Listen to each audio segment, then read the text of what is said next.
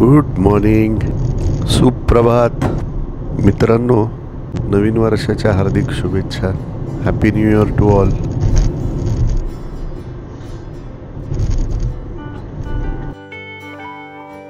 नवीन वर्ष, नवा प्रवास. आजचा प्रवास आहे आपला पुणे ते वृंदावन. होय, मी निघालो आहे आता वृंदावनला. आज आता पहाटे 4-4:30 वाजलेत मी इथून निघालो आहे. पुणे ते वृंदावन साधारण 1300-1400 किलोमीटर आहे. त्यामुळं आज मी इथून तर निघालो आहे पुण्यातून. आता वाटेत कुठं थांबायचं आहे हे मी अजून ठरवलेलं नाही आहे. माझा प्लॅन असंच नाही आहे की कुठं मुक्काम करायचं आहे. मी त्यातल्या त्यात एक टार्गेट ठेवलं आहे की मी ग्वाल्हेरपर्यंत तरी ॲटलिस्ट आज रात्रीपर्यंत पोचावं. पण चला, प्रवास तर सुरू झाला आहे. थंडीचे दिवस आहेत, अंधार आहे, पण ट्रॅफिकही कमी आहे. त्यामुळं रस्त्याला मी साधारण मला वाटतं आत्ता 6:30 वगैरे झाले असतील. मी संगमनेरच्या अलीकडं जो टोल आहे तिथं पोचलो होतो. एके ठिकाणी चहा प्यायला थांबलो आणि त्यानंतर मग थोडं बऱ्यापैकी उजाडायला सुरुवात झाली होती. जसा मी पुढे आलो, संगमनेरपासून साधारण 15-20 किलोमीटर पुढे, कदाचित जास्त, मला GPS सारखं टेक अ राईट टर्न म्हणत होतं. पण राईट टर्न घेण्यासारखं इथं म्हणजे मला काही समजत नव्हतं. कारण माझ्या डोक्यात असं होतं की मला इथून सिन्नरला जायचं आहे, सिन्नरवरनं चांदवड आणि चांदवडवरनं मग मुंबई आग्रा हायवेवरून इंदोरकडे.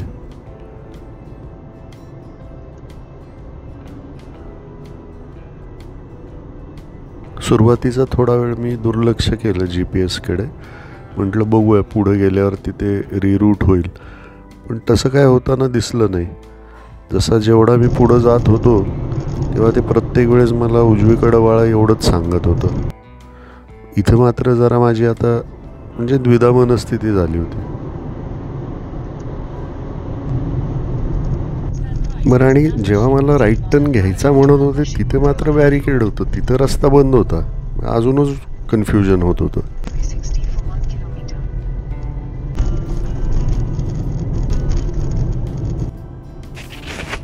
आता मात्र मग मी ठरवलं की एकदा आपण आता राईट टर्न म्हणजे उजवीकडं वळूया आता. म्हणजे U-टर्नच घ्यावा लागणार होता मला. म्हणून मग एका ठिकाणी मला जागा दिसली आणि मग तिथनं U-टर्न घेतला.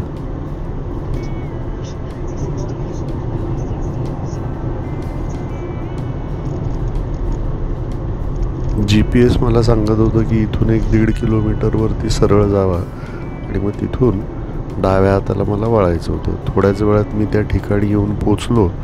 तर हा एक कच्चा म्हणजे छोटा रस्ता होता एका गावात जाणारा. म्हणजे मग पण पुन्हा मात्र मला जरा शंका आली. शेजारी एक मोटरसायकलवाले चालले होते, त्यांना थांबवलं आणि मग त्यांना माहिती विचारली मी. चांदवडला जायला हाच रस्ता आहे का? आणि तो इंदोरच्या रस्त्याला हात जातो का पुढं?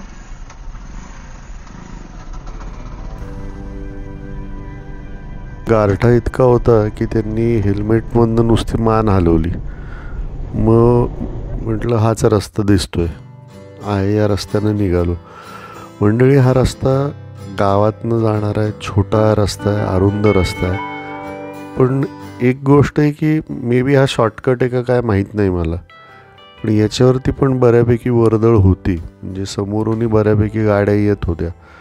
एक अर्धा-पाऊण तास मी इथून प्रवास केल्यानंतर मी एका ठिकाणी आलो, जो रस्ता शिर्डीहून सिन्नरला जाणारा शिर्डी-सिन्नर हायवे जो आहे तिथं येऊन पोचलो. आणि GPS आता मला सिन्नरकडं वळा म्हणत होतं. अवघड आहे, या GPSवर भरोसा ठेवणंच अवघड आहे. त्या रस्त्यावरती थोडं पुढं गेलो की पुन्हा GPSनं मला डावीकडं वळायला सांगितलं. इथेही माझी गडबड होत होती, कारण GPS मॅपवरती वेगळंच दाखवत होतं, पण आवाज मात्र सांगत होतं आतमध्ये वळा. स्वतःशीच जरा बडबड केली आणि एका ठिकाणी एका दादांना थांबवलं आणि विचारलं, दादा चांदवडचा रस्ता हाच आहे का? आणि तोच पुढे तो हायवेला जातो का इंदोरच्या? इंदोरला जो हायवेला जातो चांदवडवर ना सरळ इथनं किती किलोमीटर असणार? 60 किलोमीटर. 60. रस्ता असा आहे का व्यवस्थित? ओके.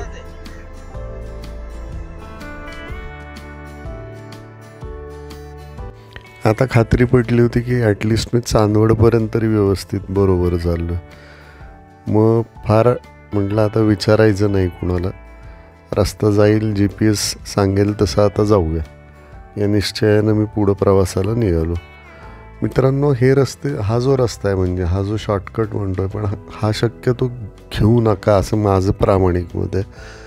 कारण हे छोटे रस्ते आहेत. मी आत्ता पहाटे निघालो होतो, सकाळची खूप रहदारी नसलेली वेळ होती ती, त्यामुळं ठीक आहे इथून प्रवास करणं माझ्यासाठी योग्य होतं. पण हेच जर का मी अजून थोड्या उशिरानं आलो असतो आणि गावातली वर्दळ वगैरे वाढलेली असती तर कदाचित मला इथं म्हणजे मला मनस्ताप झाला असता. कारण रस्ते छोटे आहेत, वर्दळ वाढले की गाडीचा वेग कमी झाला असता. आणि मग मला म्हणजे ग्वाल्हेर तर लांब, पण मला इंदोरला जायला पण किती वेळ लागले असता माहीत नाही.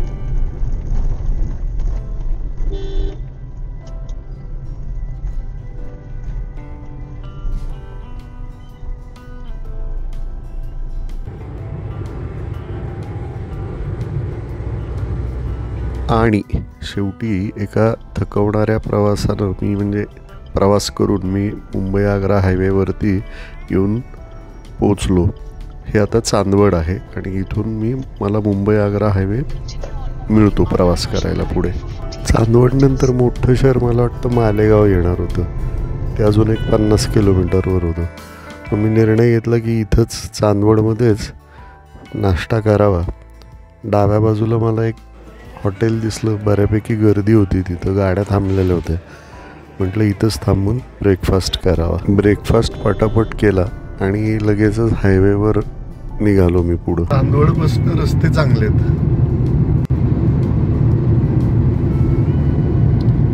संगमनेर ते चांदवड मात्र रस्ते गावागावांमधनं आहेत आणि रस्ते असे गावातले असल्यामुळं काही ठिकाणी चांगले आहेत, काही ठिकाणी खराब आहेत, काही ठिकाणी रस्ते नाही आहेत. अशा 3 कॅटेगरीत आहेत.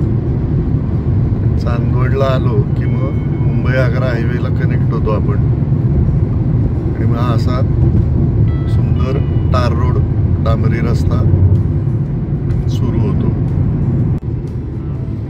मागील 3-4 तासांपासून गावातले छोटे रस्ते, खडबडीत रस्ते याच्यावरनं प्रवास करत आलो होतो आणि त्यानंतर आता सुंदर 4 पदरी डांबरी रस्ता मिळाल्यामुळं आनंदानं गाडी चालवत होतो मी. पण माझा हा आनंद फार काळ टिकला नाही. कारण जसं मी पुढं आलो सगळीकडं मोठी वाहनं म्हणजे जे हेवी व्हेकल्स आहेत हे बाजूला केले होते पोलिसांनी, साईडला यांना उभं केलं होतं. काय कारण होतं काय मला काहीच कळायला मार्ग नव्हता. छोट्या ज्या प्रवासी वाहतूक गाड्यात किंवा छोट्या ज्या गाड्यात फक्त त्यांना परवानगी देत होते, पण माल वाहतुकीच्या जेवढ्या गाड्या होत्या या सगळ्या रस्त्याच्या कडेला उभ्या केल्या होत्या. मला काही कळायला मार्गच नव्हता की काय आहे, का केलं आहे. पण म्हटलं असो, आपल्याला तर जाऊ देत आहेत ना, त्या आनंदाने मी आपलं निघालो.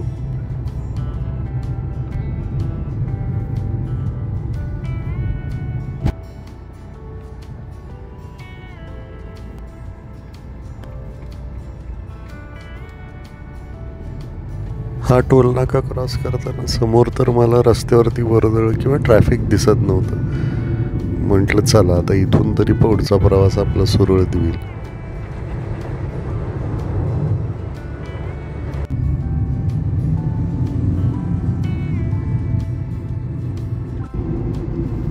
असं करत बऱ्यापैकी काही किलोमीटर गेलो, मग पुढचा टोल नाका आला.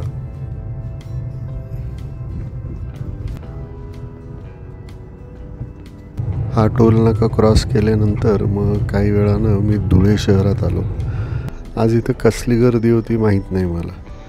प्रचंड ट्रॅफिक जॅम झालं होतं, पोलीस होते सर्व ठिकाणी आणि ते ट्रॅफिक कंट्रोल करण्याचा प्रयत्न करत होते. पण इथं माझा खूप वेळ गेला.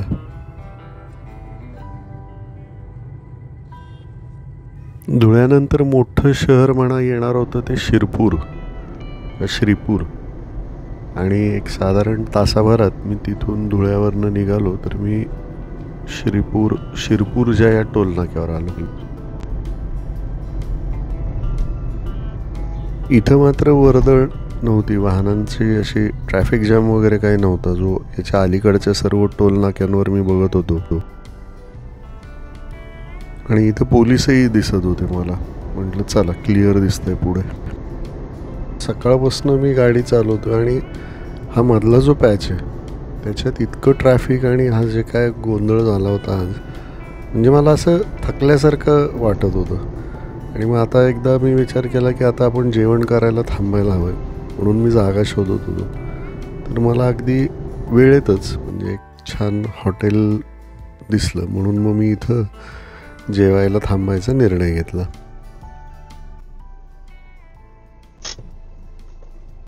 हॉटेल स्वच्छ आणि छान होतं, म्हणून मी माझ्यापुरतं एक पराठा मागवला. कारण मला पुढचा प्रवास माझ्या डोक्यात आता फक्त पुढं किती लांब मी ग्वाल्हेर आज गाठतोय का नाही एवढं एकच ध्येय असं डोक्यात होतं. त्यामुळं हे जेवण पण अगदी मोजकंच पण पटापट केलं आणि मी पुढच्या प्रवासाला निघालो.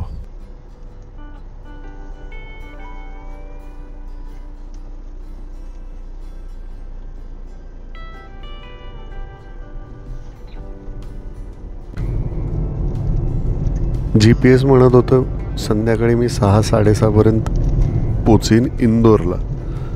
मात्र थोडीशी माझी निराशा झाली, कारण इंदोर मला थांबायचं नव्हतं, मला पुढं जायचं होतं. हा चेकपोस्ट आहे मध्य प्रदेश राज्यामधला. इथून आपण अधिकृतरित्या मध्य प्रदेश राज्यात प्रवेश करतो. मित्रांनो, खरं सांगू का, आता थोडंसं निराश म्हणता येईल, निराश झालो होतो, कारण माझा अंदाज पूर्ण चुकला होता आजच्या या ट्रॅफिक जॅममुळं. मी जेव्हा पुण्यातून निघालो होतो तेव्हा मी पाहिलं होतं की पुणे ते ग्वाल्हेर साधारण 1100 किलोमीटर आहे. आणि माझा आत्तापर्यंतचा जो काही गाडी चालवण्याचा अनुभव आहे की बाबा एका दिवसात 800-1000 किलोमीटर मी नक्की ट्रॅव्हल करू शकतो असं मला वाटत होतं. आता 400 किलोमीटर पण नव्हतं झालं आणि निम्मा दिवस संपलेला होता. मग मात्र मी थोडा निराश झालो होतो. आणि त्यात आता इंदोरमध्ये राहण्याची व्यवस्था वगैरे आता बघायला पाहिजे होते, म्हणून मग आता मी विचार केला की हा टोल प्लाझा क्रॉस झाल्यावरती थांबून व्यवस्थित ऑनलाईन एखादं हॉटेल वगैरे बघावं. मग परत एकदा विचार आला की नको, आपण जाऊन धडकूया, तर बघूया जे मिळेल चांगलं मिळालं तर, किंवा पुढं जर रस्ता चांगला मिळाला आणि इंदोरच्या पुढं जायला मिळालं तर घेऊया चान्स. मित्रांनो, मी स्वतःशीच विचार करत होतो की काय कारण झालं असेल आज उशीर व्हायला. तर एक महत्त्वाचं कारण म्हणजे हा रस्ता छोटा आहे बरं का, खूप 2च लेन्स आहेत. आणि दुसरं म्हणजे महाराष्ट्रातून आग्रा हायवे, म्हणजे आपण तुम्हाला सांगू मालेगाव वगैरे क्रॉस करेपर्यंत आहे ना, धुळ्यापर्यंत तरी नक्कीच ट्रॅफिक आहे. आणि धुळ्याच्या नंतर मात्र थोडीशी वर्दळ कमी होते. थोड्याच वेळात मला वाटतं मध्य प्रदेशातनं जी नर्मदा नदी जाते त्या नर्मदा नदीवरचा एक भला मोठा पूल मला पार करावा लागला होता. म्हणजे खूप मोठा पूल आहे बरं का हा. इंदोर आता इथून साधारण 81 किलोमीटर दाखवत होतं आणि आता मला डिझेल भरावं लागणार होतं. मित्रांनो, मी जेव्हा हा रस्ता खूप छोटा आहे असं जे मी म्हणतोय त्याचा अर्थ मला असं म्हणायचं की 2 लेन असलेला हा हायवे आणि हा राष्ट्रीय महामार्ग आहे. दिल्ली म्हणजे मुंबई आग्रा हायवे म्हणतात याला. तुम्ही विचार करा, जर या इतक्या वर्दळ असलेल्या रस्त्यावरती जेव्हा 2 ट्रक शेजारी जर चालायला लागले तर तो रस्ता छोटाच होणार ना. हलक्या वाहनांना पुढं जाण्यासाठी उशीर लागतो. त्याचं महत्त्वाचं कारण हे जेव्हा ट्रक किंवा कंटेनर्स एका पाठोपाठ किंवा शेजारी चालतात ना, तेव्हा ही अडचण येते. थोड्याच वेळात मी एका पंपावरती येऊन थांबलो. मला डिझेलही भरायचं होतं आणि तिथूनच मग मी ऑनलाईन माझं इंदोरमध्ये राहण्यासाठीचं एक हॉटेल बुक केलं आणि मग मी पुढच्या प्रवासाला निघालो. थोड्याच वेळात मी त्या घाट सदृश्य किंवा घाटनुमा त्या सेक्शनमध्ये आलो होतो. ॲक्च्युली हा घाट नाही म्हणता येणार, पण ही एक खिंड आहे अशी मोठी आणि 2 डोंगरांच्या मधनं हा रस्ता तयार केलेला आहे. त्यामुळे इथं जागा अत्यंत कमी आहे आणि त्यात जर का मोठी वाहनं असतील तरी अशी ट्रॅफिक जॅम होतंच इथं. पण अशा कंटाळवाण्या प्रवासात पण आहे ना, कधी कधी या ट्रकच्या मागे लिहिलेले कोट्स असतात, ते वाचायला खूप मजा येते. धमाल लिहिलेलं असतं काय काय. मी पण आपलं कसं तरी इथून गाडी कडेकडेनं रेटत बाहेर काढली आणि पुढं निघालो. हायवेवर आपण का सावध राहायचं याचं एक उत्तम उदाहरण म्हणजे हा समोरचा ट्रकवाला आहे बघा. हे एवढं मोठं वाहन तो ज्या पद्धतीनं चालवत होता, म्हणजे विचार करा तुम्ही की तुम्ही सेफ आणि अलर्ट राहायचंच असतं हायवेवरती कायम. एखादी चूक दुसऱ्या वाहनाची ही म्हणजे घातक ठरू शकते. आता त्या ट्रकवाल्याला कॉन्फिडन्स असेल त्याच्या गाडी चालवण्याबद्दल, पण आपल्याला सावधच राहायचं असतं, कारण हा ज्या पद्धतीनं उजवीकडं डावीकडं येत होता ते जरा भीतीदायक होतं. आणि त्यामुळं मी इंदोरमध्ये जो राहण्याचा निर्णय घेतला तो मलाच योग्य वाटला आणि बरं वाटत होतं. आता मी ऑलमोस्ट इंदोर पाशी आलोच होतो. इथून आपण मला वाटतं इंदोरमध्ये एंटर करतोच.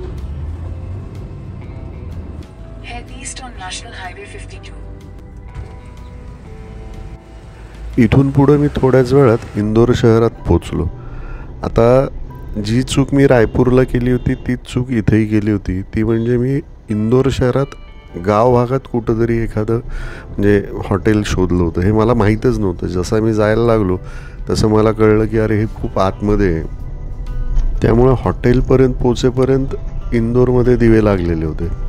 म्हणजे संध्याकाळ झाली होती, रात्र होत आली होती आणि माझी बॅटरी डाऊन होत आली होती. म्हणजे आता मी 650 किलोमीटरसाठी 14 तास ड्राईव्ह करून इंदोरपर्यंत पोचलो आणि आता म्हणजे थकलो होतो खरंच. तर मंडळी, असा होता माझा आजचा प्रवास पुणे ते इंदोर. आपल्याला जर माझा हा प्रवास आवडला असेल तर माझ्या चॅनलला लाईक करा, शेअर करा, सबस्क्राईब करा आणि लवकरच भेटूया उद्याच्या पुढच्या प्रवासात. तोपर्यंत stay connected, stay happy. Thank you.